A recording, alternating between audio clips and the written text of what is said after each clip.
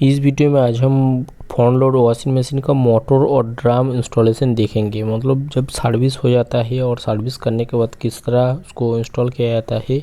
कभी कभी दिक्कत होता है कि पूरा ड्रम बाहर निकलना चाहिए या बाहर निकाल के भी आप कर सकते हो या फ्रंट साइड खाली निकल के भी आप वॉश कर सकते हो। तो पोजीशन के हिसाब से काम करना पड़ता है। तो उसी हिसाब से आप ड्रम निकाल के पूरा ड्रम निकाल के बाहर निकाल के आप सर्विस करेंगे तो बहुत ही अच्छा है।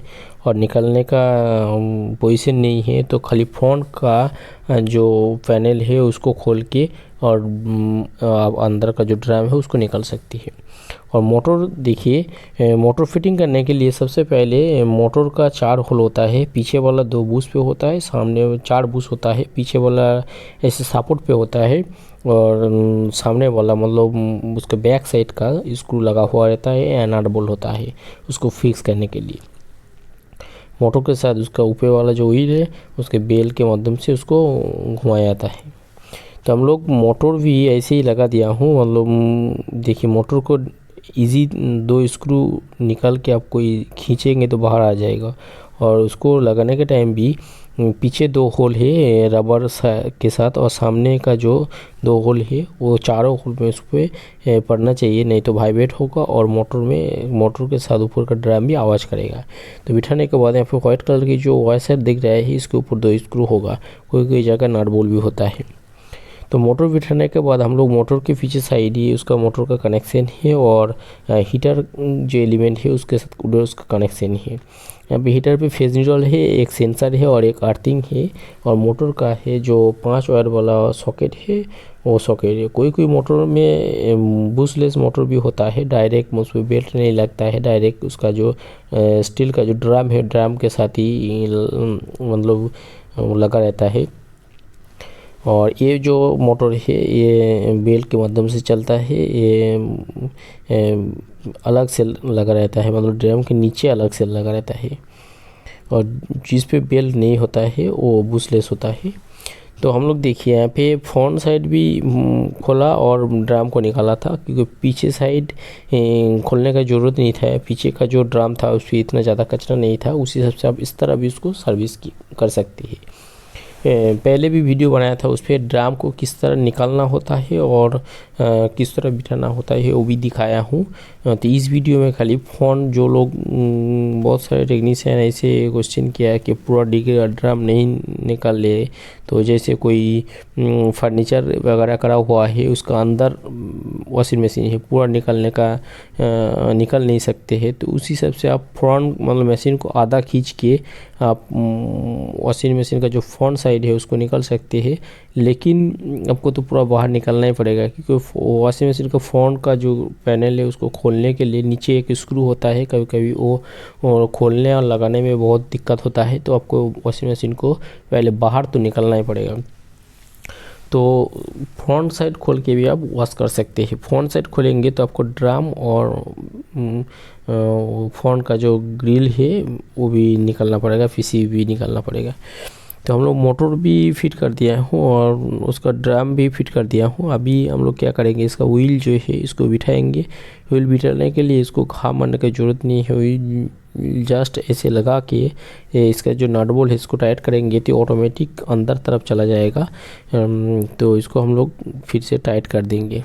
टाइट करने के बाद हम लोग यहाँ पे इसका जो जितना भी वायरिंग है मतलब जो खोला था इसका वेट जो जहाँ पे लगा हुआ था इसको ज़रूर लगाना, क्योंकि कभी कभी वेट गलत लग जाता है तो वाइब्रेट करता है या टूट जाता है तो भी ये प्रॉब्लम आता है। तो सर्विस करने के बाद ये इसका जो वेट है बैलेंस वेट है, ये बैलेंस वेट आपको वॉशिंग मशीन का सही से लगाना पड़ेगा। तो हम लोग बैलेंस वेट को लगा देंगे। बैलेंस वेट को लगा के फिर हमको फ्रंट का जो पैनल है उसको लगाएंगे। उसके बाद इसका पूरा वायरिंग डायग्राम करके एक बार चालू करके दिखाएंगे, मतलब देखेंगे चालू करके। फिर पहले स्प्रिंग पे चालू करेंगे, क्योंकि यहाँ पे पानी का बंदोबस्त नहीं है, तो उसी हिसाब से स्प्रिंग पे चालू करेंगे तो ये पता लग जाएगा कि मशीन सही है कि नहीं है।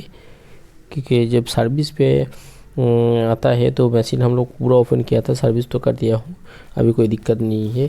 कचरे के वजह से क्या होता है, कब अब वॉशिंग मशीन कई कस्टमर का ऐसे कंप्लेन आता है कि पूरा साफ़ होने के बाद भी कपड़े पे धब्बा लग जाता है, वाइट जैसे वाइट कपड़ा डालते हैं तो उस पर धब्बा लग जाता है, दाग रह जाता है, और कपड़ा जो है वो पूरा सुखाता नहीं है, भीगा रहता है। तो जिस मशीन पे इस तरह प्रॉब्लम होता है, उस पे अंदर का जो ड्रेन लाइन है वो 5 लाइन जाम होता है, और उसका वाटर जो लेवल है वो 5 लाइन भी जाम होता है। वाटर 5 लाइन क्या होता है, ड्रेन लाइन के साथ बाजू में ही बाईपास करके दिया रहता है। तो उसी सब से अंदर का ट्रे जब भरता है तो नीचे की तरफ होता है, तो पूरा कपड़े का जो गंदगी है ड्रेन लाइन से बाहर जाता है, तो ड्रेन लाइन के जो मुंह है अंदर तरफ वो जाम हो जाता है, फिर वही कचरा कपड़े पे लग जाता है। इसके लिए अंदर का जो ड्रेन लाइन का साथ जो पाइपलाइन है वो भी क्लियर करना चाहिए। तो ये फुल वॉश करेंगे तो ही ऐसे संभावना है, मतलब संभव है, मतलब इस तरह आप कर सकते हैं। तो हम लोग इसका टॉप वाला जो बैलेंस वजन है उसको लगा दिया हूँ। अभी हम लोग फ़ोन का लगाएंगे, मतलब फ़ोन का जो राउंड उसका कवर है उसको लगाएंगे, उसके बाद उसका रबर लगाएंगे, फिर उसका वजन लगाएंगे जो एक चीज़। लेकिन ये फ़ोन का जो कवर है इसको लगाने के टाइम आपको इसका जो हीटर एलिमेंट है उसको ध्यान रख के लगाना पड़ेगा, नहीं तो नील थोड़ा सा इधर उधर हो जाएगा, मतलब जैसे आपको थोड़ा क्रॉस हो जाएगा, स्क्रू तो लग जाएगा लेकिन हीटर ख़राब हो जाएगा। हीटर को जगह पे जो थ्रेड बना हुआ है उस जगह पे नहीं लगेगा। तो इसी सब से हम लोग हीटर का जो चैनल बना हुआ है तो उसी जगह पे फ़ोन का ग्रिल रहना चाहिए, नहीं तो हीटर भी ख़राब हो जाएगा और बैलेंस बिगड़ जाएगा आपका।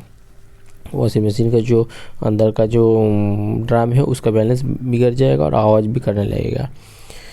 और एक चीज़ यहाँ पे देखिए, इसका जितना भी स्क्रू है पहले नीचे तरफ पहले लगाएंगे, आप कोई भी तरफ लगा सकते हो, कोई दिक्कत नहीं है, लेकिन टाइट सबसे पहले नीचे तरफ 3 करेंगे, ऊपर तरफ 3 करेंगे, फिर राइट साइड पे 3 करेंगे और लेफ़्ट साइड 3 करेंगे। देखिए हम लोग कोई भी एक साइड से लगाना शुरू करेंगे तो इससे क्या होगा, आपका टाइट तो हो जाएगा लेकिन पानी लीकेज होने का संभावना होगा, क्योंकि ये फिटिंग करने के बाद हम लोग पूरा इसका फ्रंट का ग्रिल भी लगा के फिर आप चालू करेंगे तो आपको पता लगेगा। तो जब पूरा फिटिंग करके चालू करेंगे पानी लीकेज होगा तो आपको फिर से खोलना पड़ेगा। तो उससे अच्छा क्या होगा, इस पर जितना भी स्क्रू होता है नीचे के एकदम नीचे का 3 स्क्रू सबसे पहले हल्का सा टाइट करना पड़ेगा, उसके बाद उसके ऑपोजिट साइड ऊपर की तरफ 3 स्क्रू हल्का से टाइट करना पड़ेगा, उसके बाद राइट साइड 3 स्क्रू और लेफ़्ट साइड 3 स्क्रू। इस तरह आप ऊपर नीचे राइट लेफ़्ट करेंगे तो आपका जो बॉक्स है, मतलब फ़ोन का जो पैनल है वो पूरा एकदम स्ट्रेट रहेगा और लीकेज होने का संभावना नहीं रहेगा। तो इसी सब से हम लोग फिटिंग करेंगे इसको और देखेंगे कि पानी लीक हो रहा है कि नहीं। आशा करता हूँ पानी लीकेज नहीं होगा, जिस तरह बोला हूँ उसी से आप भी करेंगे। तो देख सकते हैं हम लोगों का फ़ोन का पूरा लग गया है। अभी नीचे अभी इसका वजन भी लगा दिया हूँ। अभी हम लोग इसका रबर लगाएंगे और रबर लगाने के बाद हम लोग इसको क्या करेंगे कि एक बार स्प्रिंग पे चालू करके देखेंगे। तो जब भी ऐसे फ्रंट लोड वॉशिंग मशीन आपको वॉश करने के लिए लेके आएंगे या वॉश करेंगे तो फ़ोन से भी आप फ़ोन खोलेंगे तो भी आपका मतलब फुल सर्विस हो जाएगा, क्योंकि इसका पूरा ड्राम निकलने का ज़रूरत भी नहीं है। अब पूरा ड्राम भी निकल सकती है, इतना खोले तो पूरा ड्राम भी निकले तो क्या दिक्कत है, निकल सकते हो। बहुत सारे टेक्नीशियन ऐसे सवाल करते हैं कि हम लोग फ़ोन निकाल देते हैं तो क्या सर्विस नहीं होगा। हो सकता है, कोई दिक्कत नहीं है, उससे भी कर सकते हैं। देखिए अभी पूरा कंप्लीट हो गया। अभी हम लोग इसका फ्रंट का जो पैनल है, मतलब सीट है, उसको लगाएंगे और उसका बाद उसका पीसीबी कनेक्ट करके मशीन को चालू करेंगे। लेकिन ये फिटिंग करने के बाद ड्राम को भी आपको एक बार घुमा के देख लेना पड़ेगा, क्योंकि अंदर कोई जगह पे टच हो रहा है कि नहीं, और बैलेंस को आपको भी पता चल जाएगा कि बैलेंस भी सही है कि नहीं। और ये रबर जो है उसको भी देख के लगाना पड़ेगा। रबर का दो मुंह होता है, एक बड़ा साइड होता है, एक छोटा साइड होता है। बड़ा साइड जो अंदर तरफ होगा और छोटा साइड जो है वो ग्रिल की तरफ और डोर की तरफ होगा। तो इसके बाद डोर स्विच भी ध्यान से लगाना पड़ेगा। डोर स्विच लूज होगा या दिक्कत होगा तो फिर कुछ प्रॉब्लम आएगा, एरर आएगा या मशीन चालू नहीं होगा, फिर आपको